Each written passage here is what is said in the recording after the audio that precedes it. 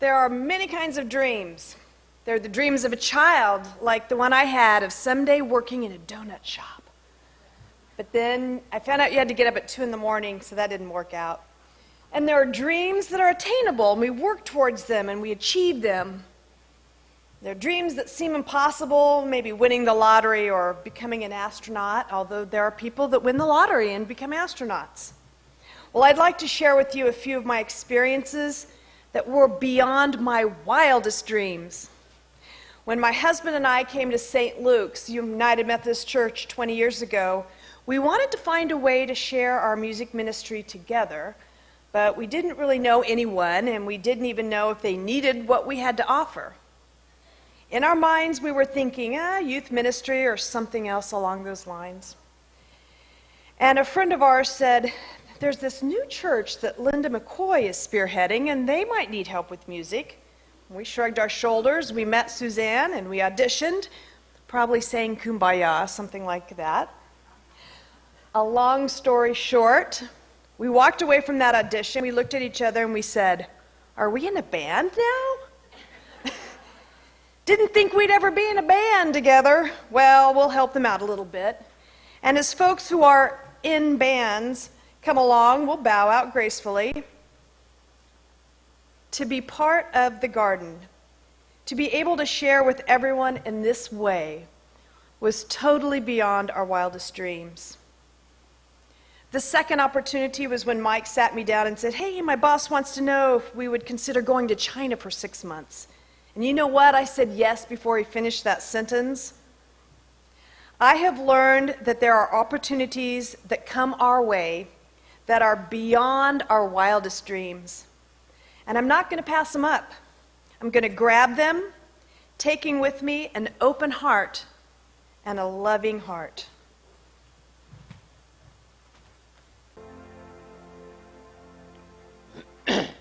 I've been a long-standing member of St. Luke's Methodist Church. And about 20 years ago, a man I admired, Reverend McGriff, was retiring. And so the wife and I started looking around for things we wanted to do with him leaving. And there was this church starting up that was a branch of St. Luke's that had an 8:15 service. With Sunday being my day off, this looked like a great deal. 8:15, I get my church merit badge, I'm out, I have the whole day to myself. Surprisingly, Reverend McCoy, modern and intellectual approach to spirituality caught me. Now, I can hardly get through a week without a dose of McCoyism. Throw in our great band, and I'm addicted. We plan our vacations, our hunting trips, so that we don't miss the garden. We still do, but we don't miss. Met some of my best friends as I look around. There's people that I know, both professionally and socially here. But the bottom line is, Linda has challenged me to think about my spirituality in an intelligent and modern way. Thank you.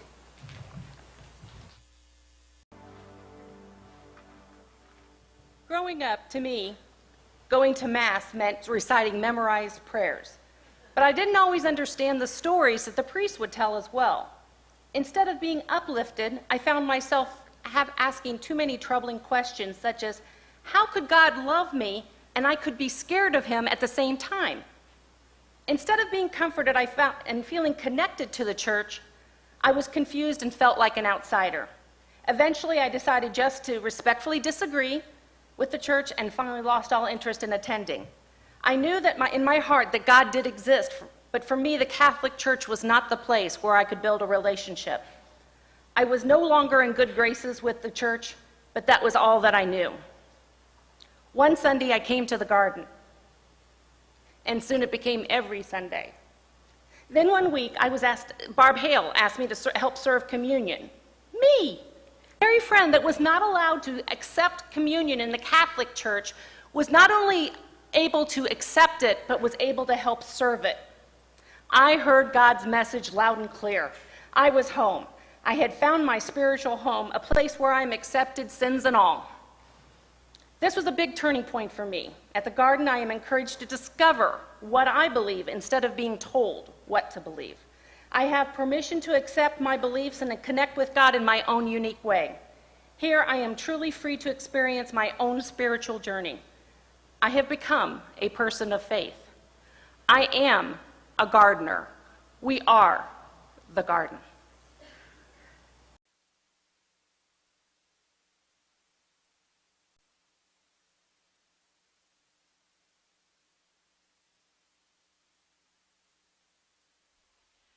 I guess it's my turn. Good morning. Welcome to the garden. I'm glad you're all here with us this morning because it's a very special day. Dreams are pretty common in the Bible, and if you start, for example, reading the book of Genesis, one of the first stories you'll come to is the dream that Jacob had. He had fled his home because he had deceived his father, Isaac, and he came to a place that came to be called Bethel, which in Hebrew stands for house of God. He was tired, he lay down, he put his head on a rock as the pillow, and he went to sleep. And while he was sleeping, he had a dream. And the dream was of a ladder or a staircase that went from earth to heaven. And he saw God standing on that staircase.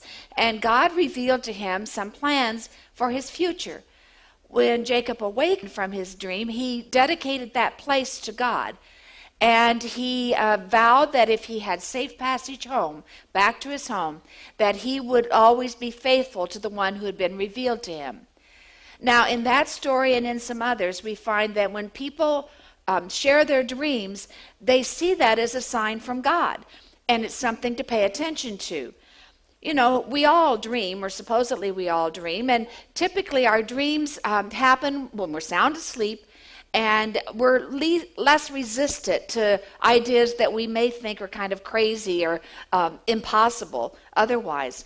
And our subconscious becomes more open to things that we might otherwise reject. There are all different kinds of perspectives about dreams. Some people think it's all silliness, that we shouldn't pay any attention to dreams. Some people are very aware of their dreams and keep track of their dreams. In fact, I was with someone last night who said that she wrote down her dreams sometimes in the middle of the night when she wakes up, or certainly in the morning.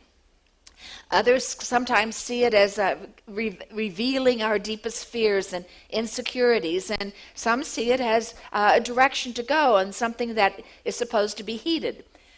Now, I have to tell you that historically, I'd been somewhat skeptical of this whole dream thing. In fact, I would often be heard to say, I don't think I dream, because I never remember any of my dreams. And then, 20 plus years ago, well, more than that probably, a colleague and I were leading a women's breakfast study group over at St. Luke's. And we read and discussed all kinds of books, and one of them was about dreams. And one of the things it talked about was that we all do dream. The problem is we don't remember our dreams because we haven't disciplined ourselves to do that. And so the suggestion was that we create a dream journal of sorts. And I tried to do that. I tried to practice that, and I discovered that not only do I dream, but if I really was intentional about it, I could remember some of those dreams and write them down. This isn't a practice I do regularly, but yet it told me that dreams were somehow worthwhile and something to pay attention to. And we all can do that. Of course, we just need to think about how we can remember them and how we can recall them again. Well, I'm very grateful for that openness to dreams that started to be born in me during that discussion, because as some of you know, the whole idea of the garden came in a dream. And I know some of you know this story, and it'll be repetitive, and I'm sorry, but I'm going to tell it anyway. It was back to 1994, actually, in November of 1994. And I was in a bad place in terms of my ministry. There was a lot of transition going on. I wasn't sure what I was to be doing, where I was to be going, what was to happen next in terms of ministry. And I was flying with a colleague to Rocky Mountain Conference to Colorado. He was going to basically interview with that conference, where he eventually moved and became a pastor there. I was going to interview women who were leading churches in that conference for the project that I did for my Doctor of Ministry degree on women and leadership in the church. While we were flying, I was reading a book by Tom Peters called The Tom Peters Seminar, Crazy Times Call for Crazy Organizations. And I had read the part where Peters tells about a Japanese gentleman who went to his boss and said, "What do you want me to do? What do you want me to make?" And his boss simply said, "Make something great." So he invented Nintendo. Well, I read that story and I fell asleep. And when I awakened, I knew what I was supposed to be doing. I didn't have specifics, but I can tell you that all of the turmoil, all of the angst, all of the uncertainty was gone. I didn't know where, when, or how, but I knew that I was supposed to do something far different than I had ever done before. Well, we came back to Indianapolis, and I began to share that story. I shared it with Kent Millard, who was then the new senior pastor at St. Luke's. And I will be forever grateful to Kent, who said to me, "If this is a God thing, I want to be on God's side." And he's always been supportive of us. And we began to share that story around St. Luke's a little bit. And then we needed space. There was no room there. And so it so happened that one of the owners of Beef and Boards walked by the door of my office one day, and we thought, Beef and Boards. And these wonderfully generous folks have provided this space for us free of charge for all of these 19 years. So we have to be grateful for that. I will be eternally grateful for that. Well, and we were off at that point. And things came together. Lots of people began to respond and began to shape the specifics about what the garden was going to be and what it was going to look like. And I'm very grateful to those early, what are called early adapters, people who were willing to create something new and something different. But, you know, just as Jacob felt this holy revelation from God that told him what his life was to be more like, so I believe I had this holy nudge into what has become for us the garden. What about us? What about the rest of us? Have we all had dreams? Have there been things that we paid attention to? Have we followed those dreams in our life?